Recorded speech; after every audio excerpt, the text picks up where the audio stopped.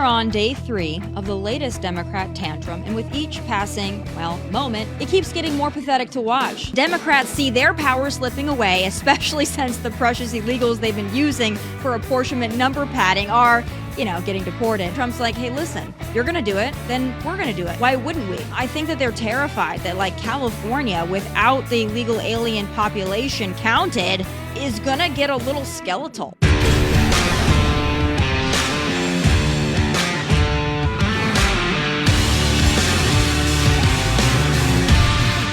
Our Constitution is under assault. Voting rights are being completely violated. Now is not the time for one party to play by the rules while the other party has completely ignored them.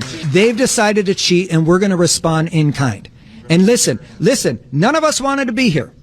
This is Donald Trump and Greg Abbott's doing. Make no mistake about it. The Democratic Party didn't start this fight, but we're not going to roll over. They want to fight. We're going to give it to them, and we're going to put every option on the table. They don't accept us. They are showing us who they are. We should believe them, and we better have the courage to stand up. Otherwise, we will fall for anything. And in this country, we will be defeated, deported. We will lose all of our rights.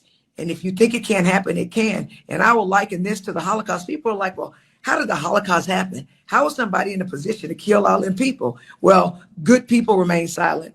Or good people didn't realize that what happens to them can very soon happen to me or somebody I love. Listen, and guess what? Neither one of us are in Texas. You know why? Because we know that it is time to stand up, rise up, and fight back against these fools that think that we're weak. One thing that they should know, when it comes to a black woman and a Latina, that's right, they're about to get a little spice, okay? They think they're really doing something here by hiding out in a different state, sanctuary state for illegals, but apparently also for delusional Democrats. Hiding from work, how on brand, though. But what's really going on here is this. Decent folk have fled blue states for red ones, like Texas, causing a population explosion. Those decent folks fled lunacy and liberals, and they've seen the light for the most part, and they vote Republican. So yeah, Texas wants to redraw the map to account for that, and also because they can. And Democrats see their power slipping away, especially since the precious illegals they've been using for apportionment number padding are, getting deported. Hence the tantrum. So now that you're up to speed, let me bring in Free Press columnist Batya Ungar-Sargon, the best. All right, Batya, you were actually on Evening Edit right ahead of me last night, and so I saw some of your commentary on this. But for the audience that didn't see Fox Business last night, what is your take on this? You're not necessarily like a MAGA or conservative. You're kind of in the middle. You've got some views this way, that way, which is great. So when you see the Democrats likening what they're doing by going to Illinois to standing up against the Holocaust, what's your immediate reaction? I laughed so hard when I saw that. Is she calling herself a Nazi? Because, of course, the Democrats are famous for gerrymandering. It's one of those things that everybody does when they can, right? Totally hilarious, ridiculous, offensive, but also just like laughable. What I think is so funny about this, Tommy, is that half of the Democrats are out there decrying the Republicans for cheating, and the other half are saying, and we're going to do it too. It's just so funny. There's like no floor, no standards whatsoever. But the most important part of this story, I think, has really been undercovered. And it's this. The districts that the Republicans are trying to make in Texas at Donald Trump's behest, 4 of the 5 are majority Hispanic districts.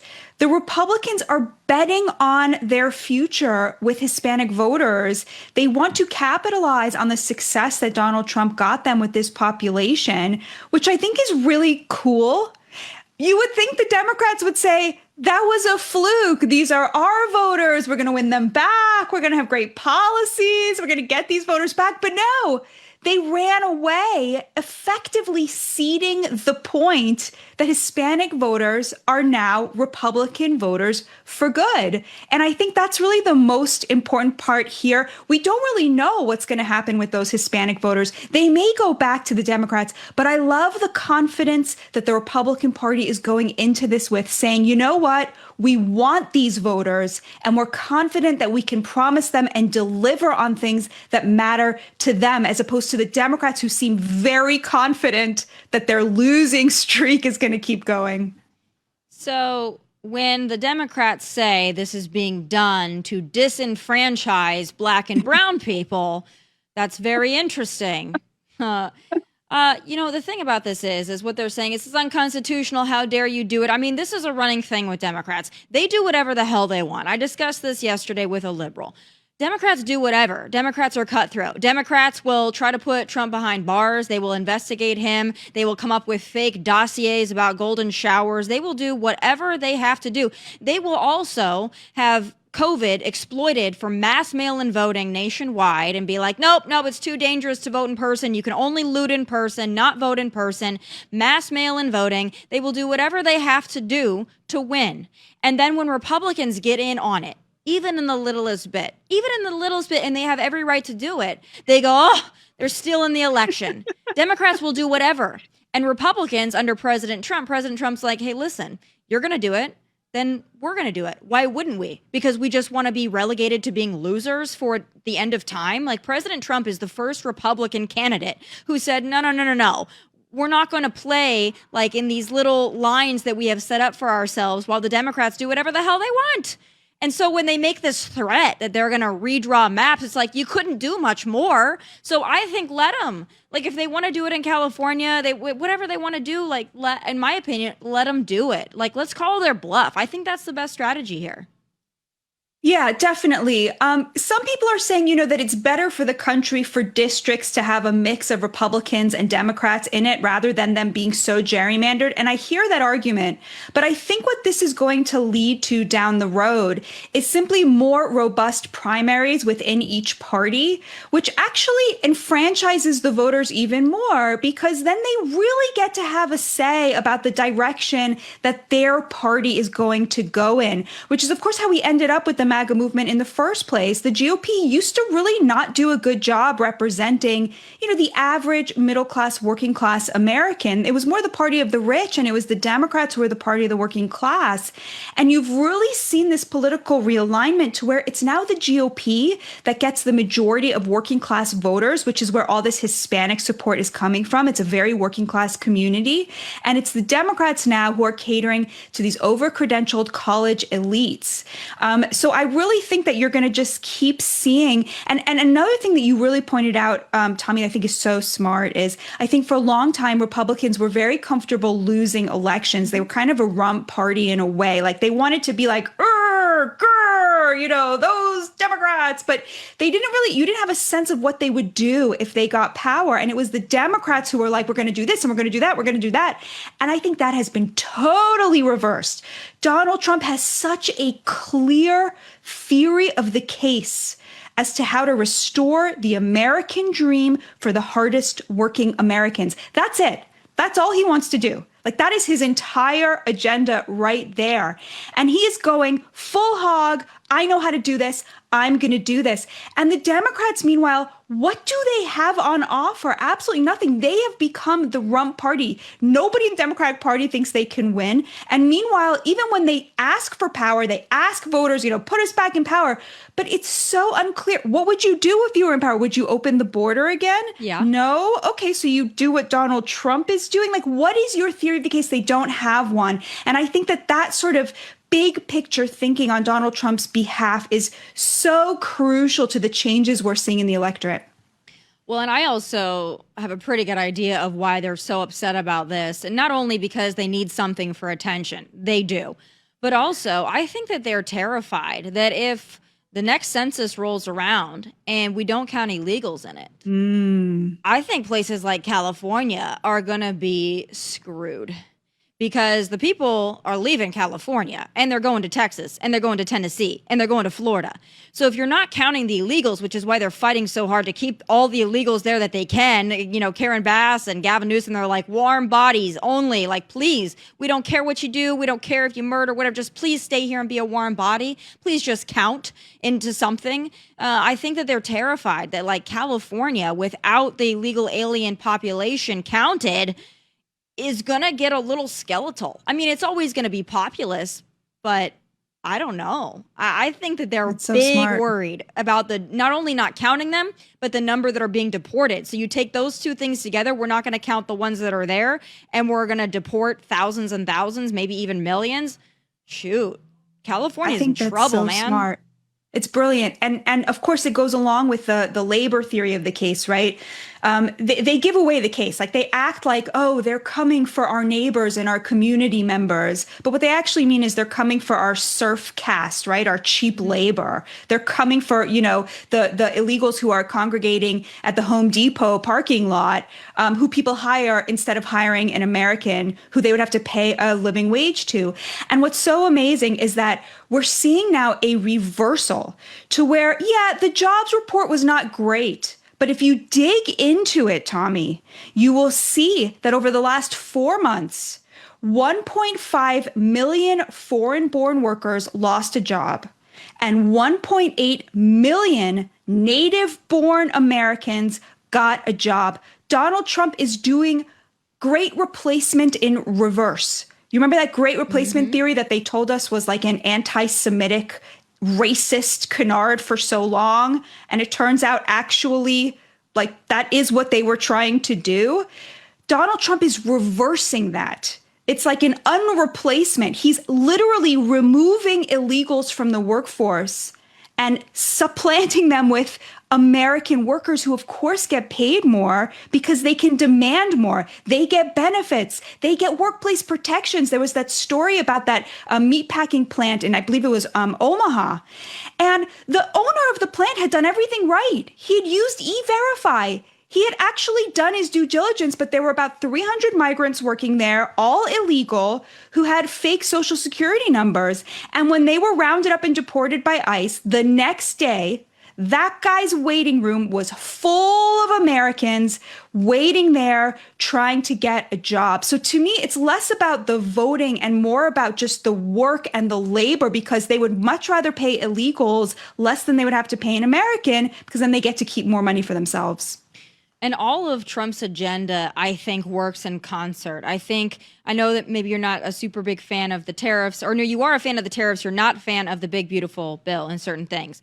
Right. But I think all of it works together. I think you start deporting the illegals, you secure the border. Yes, you've got tariffs, you bring back the American jobs, then you pay Americans more, and everybody's wages rise. And I think that all of that works in concert with each other. And then the people that maybe would have had to be on Medicaid, well, now they've got a higher paying job because an illegal's not taking it. The companies are going to pay more. And then I think all of it goes together in concert. If he just let his agenda work out, I think all of it will balance each other out there. But it's just amazing that Democrats are just screaming so loudly for the things that they want. And it's cheap labor and it's illegal aliens in their districts so that they have more representation. And all of this coming down to it's not going to do a damn thing. I don't know what the end game is for these Democrats that are hiding out in Illinois. Like, are you not going to come back? Okay, well, if you think this governor of Texas is playing, he's not. He's like, listen, you don't come back to work, you don't have a job anymore. That's within my right. You're done. And I don't know if they think that this is just going to be like this performance, which I think is basically what they want. They want to look like they're doing something without actually doing anything. They don't have the numbers in Texas. When they do come back, this is going to get done. So I don't know. What do you think endgame is on this strategy? I have to say, I'm just really enjoying it. Like, I love when it becomes reality TV Congress, like when Marjorie Taylor Greene and Jasmine Crockett start sniping it. I just love it. I love reality TV. And so I just like, I don't think that redistricting is something that most Americans care a lot about or pay a lot of attention to. But I love when they abscond. And then I love when the arrest warrants are issued. And I hope they arrest people. And then I hope I'm really excited to see where this goes. Like, the more drama, the better, because of course it's all meaningless. You're totally right. Like, they're doing this because they know they can't win on the merits. And so I'm just enjoying it. I don't know if that's like, I shouldn't be like, it's a serious thing, but I kind of like when it's, when it just kind of a little bit of a lighter side to something that, like, to me just really is not top of mind for most Americans, who I think are like much more worried about like affordability and like the housing crisis and like immigration and all of these other things. Yeah, well, but again, though, this is all that they have. So it's got to be a performance for them. And it's kind of funny to watch, I guess, but I also think that they desperately want to be arrested because that's what they've been angling to do for the last 6 months. That's like the goal. And, Gavin Newsom, he's begging for it. Like, he wants a mugshot so badly. I think he might go loot a 7-Eleven because he's not getting his mugshot. So he might be out there like, please just give me a mugshot so I can be president. Gavin, it's not going to happen. You're not that tough. You're not a badass. You're not Donald Trump. But it's so embarrassing. And then Gavin being like, oh, don't worry. If you do it in Texas, then watch what we do in California. It's like, you've already effed up California to such a degree, buddy. Like, you threatening to do it more. Like, you're just asking for people to leave. Like, go for it. I mean, they're so embarrassing. I want to ask you about the next thing, though, because I know that you're really an expert in this area as well. And I saw you on, I believe it was a CNN panel, having this discussion not too long ago, maybe even this week, about what's going on with Israel. And again, a lot of news coming out. Fox News had Bill Hemmer go and kind of see it firsthand, what's going on with Gaza and the people starving or the people needing food. And there's been a big hoopla over this. And I think that Israel and certainly the United States doing everything that they can along with other countries to make sure people are not starving.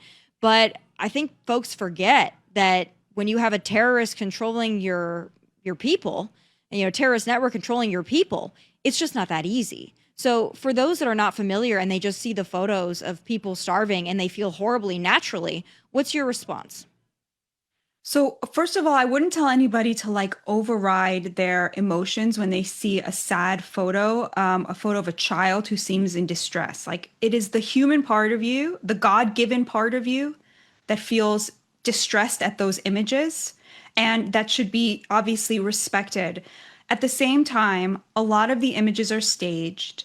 A lot of the narrative is produced by media outlets that are literally the stenographers of terrorists who have lied again and again and again throughout this entire conflict, starting with the New York Times, just the worst of the worst. Of course, every conservative knows you can't believe anything you read in the New York Times, but you also can't really, everything they get wrong about you as conservatives, they are getting wrong about Israel in the same exact way.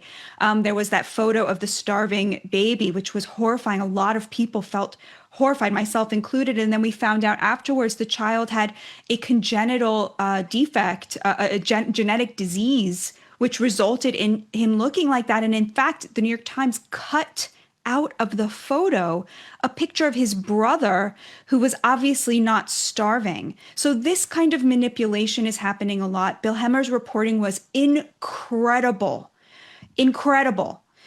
So good. He spoke to somebody from the GHF, which is the American subcontractor helping the Israelis out, who explained why people are getting shot. And it's because of crowd control. You have to understand, you have 5,000 young men rushing the sites. And of course, if you have 4 soldiers against 5,000 men, they start with warning shots. But at some point, things do get ugly. And it's horrible and it's sad. But of course, Hamas could end this at any moment. And to me, the thing that happened most recently that was most telling was there was this big outrage about, the supposed famine in Gaza. And I don't want to deny that people are going hungry in Gaza. I think it's good that we're flooding the zone with aid because it weakens Hamas. I don't believe that there is mass starvation happening there. I think that was very much a media narrative. But at the end of that news cycle, when you had this mass outpouring of support from the international community, including all these countries now saying they're going to basically reward Hamas for October 7th by declaring Palestinian state, which of course would be a disaster. And thank God President Trump realizes that. He's so good on this issue, like every other issue. At the tail end of that, when the crisis had passed and all of this aid started flooding into Gaza, then Hamas chose to release footage of 2 young men who they are actually intentionally starving. There was a video of Evyatar David literally being forced to dig his own grave. The most horrific thing I've seen in a very, very long time. Why did Hamas do that? Why did they wait until the end of the news cycle rather than at the beginning of the news cycle where they could say, look, our people need food. Even the hostages are starving. They did it because they wanted to make the obvious point.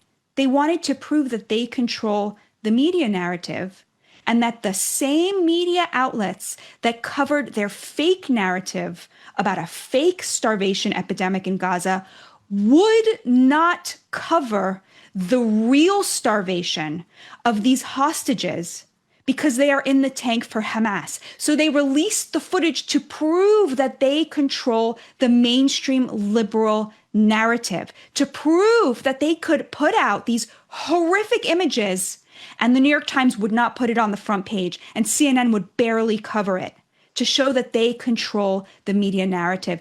It is so sinister, and it makes me so unbelievably grateful as a Jew and as an American for people like you, Tomi, and for Fox News for telling the truth. Everybody feels horribly for the people there, but it's just people have to separate that emotional response from, you know, the logic and the reality of the situation, and you have to put them in two buckets there, because nobody wants people to starve and die, and I think that that's going on. But when you have a terrorist network that is controlling a population and wants war and wants starvation and wants despair and wants that to continue in perpetuity forever, what is Israel supposed to do? And I think that that's the question that people like me who, you know, look at this and on the side of Israel, but also understand the human crisis. It's like, I don't know if I were to give Israel an answer, well, you should do this. Well, what should they do? Completely pull out and just let Hamas keep attacking and bombing them and kidnapping them and continue doing what they did on October 7th, just over and over again and terrorizing their citizens? Is that what people want Israel to do here? I don't know what people want. I don't know what more people want. When they bring in aid, it's like you got Hamas stealing it. And I don't know any other nation, by the way, and Mark Levin brought this up the other day on our channel. There's been no other nation in a war situation that's been expected to take care of the civilian population of another nation and feed them and you know, make sure that they, you know, confront no despair. It's like everybody wants to reduce civilian casualties, of course, but Israel, I think, has been held to a standard that's not realistic for a nation at war. Absolutely. It's such a great point. I don't know of another war like that as well, where the enemy, where Israel is being expected to care more about the civilians of its enemy than the enemy is. In fact, the opposite. The enemy loves every baby, every child who is killed. Hamas celebrates. What these Hamas jihadis do is, when they know Israel's coming for them, when they know that they've been found out, they gather all their children and their women with them to die with them. That is the kind of sociopathy that we are talking about here. Now, I understand that there are a lot of younger Americans who are saying, who are conservatives, who are Republicans, who are Christians, who are saying, you know what? I get it, but I don't want to pay for this anymore. I'm done with paying for foreign wars. I can't afford to buy a home. I want to focus on us, America first. I totally understand that. I think that's a very reasonable thing for young people to be thinking right now. I personally think we get a lot out of the aid we give to Israel. It deals with a lot of things that would be and will be a big headache for us if we stop giving that aid. But it is totally fair for young people to say, you know what, I'm willing to chance it. Enough with the aid. That's a totally fair position. But just keep in mind, like, you're completely allowed to say, I decide what happens with my taxpayer dollars. But I'm saying that's a fair point.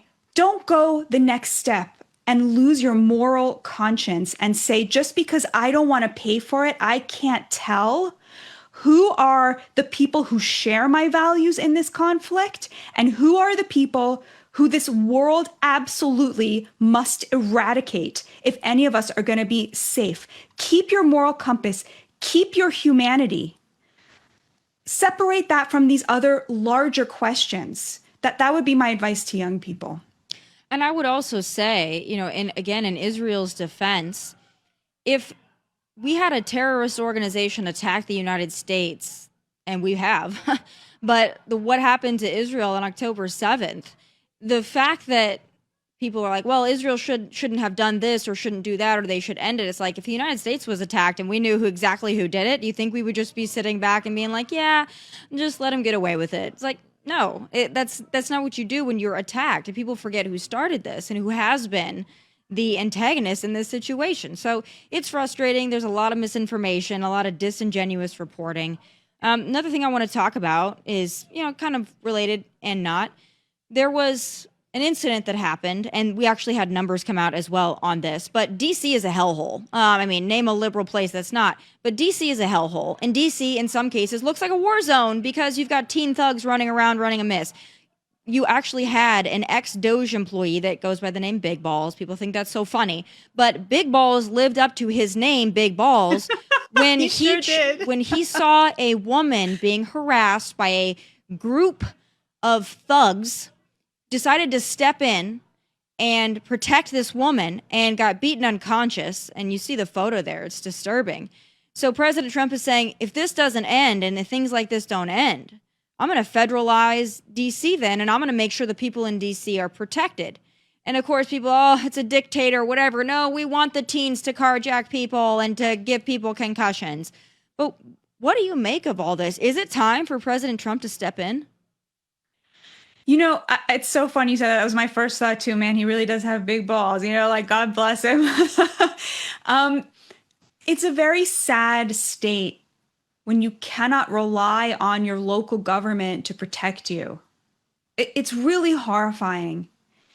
We're going to see a lot of that in New York. Unfortunately, if Zohran Mamdani wins, I'm very close with a number of police officers, and they keep telling me how dispirited they are, how the retirement rate is going off the charts because people just don't want to deal with it. They know that it's going to be a return to just non-policing, or they police someone and they get released, or they're just given memo after memo to lower the standard of what counts as something that they're allowed to get involved with. The idea of sending social workers to deal with these criminals. It's horrifying. It's horrifying. It's insane when you go to DC. The district, New York's not like that right now, actually. Eric Adams actually, he did one thing right. He really made the subways safer. I ride the subway all the time. You just cannot compare the de Blasio era to the Adams era. He took it seriously. He took public safety seriously. I never feel unsafe walking the streets. When I get off the train in DC, it's just, there's homeless people everywhere. People seem deranged. You don't feel safe. You feel unsafe. And it is. There's something about, the president was talking about how he's driving around his car and looking around. And this is the city that's supposed to be our capital. And it's just horrifying. I don't know if federalization is the right move, but I feel a little bit like the critics of Israel. I don't really know what to do at this point, because you do have liberals who vote in people who just absolutely refuse to protect their own people. And of course, it's always the rich white progressives who show up and turn out to vote in people like Zohran Mamdani. And then it's marginalized people, working class people, poor people, people of color who end up paying the price. And they're in this death spiral. It's literally a death spiral. People are dying. So I just feel very hopeless about it, Tommy. I'll be honest. And especially looking down this, Mamdani thing, where I don't see how he loses at this point. And it's pretty horrifying. It's horrifying. I would tell you to consider moving to Florida, but that's just me. I wouldn't stay there if I were there. I left California because California is also in a death spiral. Thing about California, though, is you can get to areas that are better. You can get to areas that take public safety seriously and that don't deal with homeless and degenerates and all of that, wreaking havoc on decent people trying to live and work. There are places in California, but in New York City and places like Seattle, there are places that feel unsavable, and DC might be one of them, but not on President Trump's watch. I will just say this, President Trump is somebody who's a problem solver. He's okay, so you're going to put people at risk and people are going to get carjacked and you're going to have young people beating, Uber drivers to death or nearly to death. And you're just going to allow this to happen. Well, I'm not going to. He's whatever I need to do, I'll do it. Just same thing with sending in the National Guard or the Marines into California. You're not going to burn down American cities. You're not going to do it. We're not just going to be okay, well, if that's what they want to do. President Trump doesn't play that game. He's going to protect Americans just in general. He doesn't care who they vote for. People in DC, they're not Trump fans probably for the most part, unless they work for him, but he's still going to protect them. So I think that's the message here that he needs to send. If you don't take care of it, I'm going to take care of it. And you're not going to like the way I take care of it, but people are going to be safer. And I think that's a good move. Last thing I want to ask you about. President Trump was asked yesterday by I believe our very own Peter Ducey about who is the MAGA heir apparent for 2028. I want to play his answer, and then I'm very interested in your reaction. You said this morning that you probably won't be running for a third term. This weekend, Secretary of State Rubio said that he thought J.D. Vance would be a great nominee. You could clear the entire Republican field right now. Do you agree that the heir apparent to MAGA is J.D. Vance? Well, I think most likely, in all fairness, he's the vice president. I think Marco is also somebody that maybe would get together with J.D. in some form. I also think we have incredible people, some of the people on the stage right here.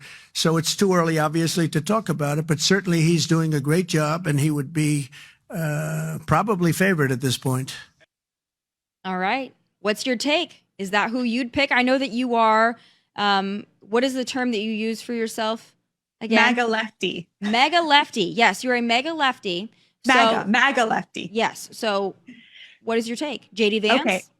So to me, I think his answer was long, but his answer was no to me. That's what I heard there. I don't know what you heard, but I heard a lot of equivocation. Trump introducing Marco Rubio was very interesting to me. I really admire Vice President Vance. I think he's doing a great job. I think he is very vulnerable on abortion. And I know that a lot of people on the right think that this is no longer an issue people vote on. But I think Trump neutralized it because he made it very clear where he stood. And Vice President Vance is much further to the right than the president. He has said before that he wishes there would be a national abortion ban. And he's a Catholic, and he has talked about that, abortion in the context of his faith, all of which is completely, fair and reasonable and admirable. But to me, I don't think abortion has been quite as neutralized as it seems from the issues. So to me, I'm not sure that Vance, despite my admiration for him, can win a general election. I would think that Marco Rubio would have a better shot at a general election, although I think he's a lot less popular with the Republican base. All of which is to say it's going to be very interesting. What do you think, Tomi? So I share your concern. I like J.D. Vance, but I think he's going to have a hell of a time winning women. I just do. And not just for the abortion thing, but for just some of the comments that he's made in the past, maybe overblown about the childless cat lady stuff. And I get what he was trying to say. But there are some women out there that voted for Trump that I think they would have a harder time voting for Vance. I would just put it that way. And that doesn't mean that I don't like him and think he's a great, talented person. I thought in that debate with Tim Walz, I thought he shone brightly, and I thought that he came across very likable, more so than I'd seen him. And so that gave me a lot of hope. But I just do think he would have a hard time with women in 2028, and a much harder time than President Trump. I love Marco Rubio. I loved Marco Rubio the first go around. I really do. And I think that he is an excellent choice. And I think that what he's been able to do and accomplish has been not only admirable, but I just think that he's somebody that can build a coalition. So that's, I guess, my pick. I also still love Governor Ron DeSantis.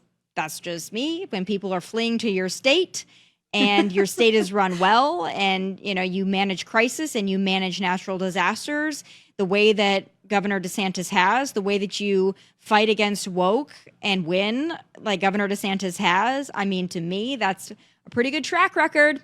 So a lot of great options, though. We don't have the same problem as the left. They don't have any options. So I love where we are, but I share your concern. And for people who think that abortion is no longer an issue, it's not right now, but it will be again. And we lost a very winnable midterm election last go around because of that issue. And we will lose again if we decide to make that our number one issue. So that is my cautionary tale. When I was traveling the country interviewing working class people for my book, Second Class, there was almost like near unanimous consensus on this issue. The vast majority of women I interviewed, whether they were Democrats or Republicans, said the same thing to me, Tomi. They said to me, I'm personally pro-life. I would never get an abortion because I think that it is murder, but I would not make that call for another woman. I don't want to take that choice away from another woman. So they were pro-life, but anti-ban. And it is this kind of nuance that gets lost in polling, and I think could be very dangerous for Republicans if they don't understand that. I've been sounding the alarm on You have. this for about 10 years, You have. Batya. And you know what they call me? They call me a feminist. And I'm like, You no, I paid want such a high price for this, Tommy, for speaking the truth. Well, I want to win a power freaking on this election. issue. I want to win a freaking election. My God, these people, it's like, it's the same thing with the left. It's like, they will not win elections if they cling on to the woke. Like, they will not win if they're like, no, Totally. trans, the they, thems, that's number one, and all this. They will not win, but they cling to it. And it's so dumb. And we're like, you're dying on this hill and it will lose elections for you. And we look on the Republican side like, this is the thing you're going to do. Like, you know, this is a loser issue and you're still going to do it. But then the right does it too. And with that issue in particular, and the failure to understand the nuance, the failure to even attempt to understand the nuance is the problem. Yeah. And that will continue to be a problem and a thorn in the side of this party. And it will disrupt everything else that this party wants to do. So whatever, they call me a feminist for it, but I just would like, you know, I'd like to save our country from Pete Buttigieg and Kamala and the rest of them. So it'll be Guys, back. listen to Tommy. She's right about this. See, and you know, because you talk to people who aren't just loyal Republican voters, and see, that's part of the thing. We could go on in this forever, but I think the important thing when you're strategizing on the left or the right is not to just talk to the people who are going to vote for your party regardless. Like, you've got to talk to the people that are in the middle, that are independent, that have voted Trump, but maybe voted Obama, or maybe are young and like Trump things, but they're not all the way there. And all, you've got to talk to those people to get an understanding. And you never back down on the issues like border security, national security, you know, rewarding those who work hard and not confiscating their wealth. Like, those are things that are going to be always tenets of the Republican Party. But there are some that are going to creep in and derail, and they happen to be usually some of the social issues. So there's that. Make of it what they will. I always appreciate your perspective, though. You're the best. Thank you so much for taking the time today. God bless you. Thank you for everything you do for this country and for the thank you. Jewish people as well. Thank you. Thanks, Batya. Have you back soon. Look forward to it. All right, folks. Good news for California and America as a whole. President Trump isn't going to let Mayor Karen Bass or anyone else embarrass us when the Olympics come to LA in 2028. It's time for final thoughts.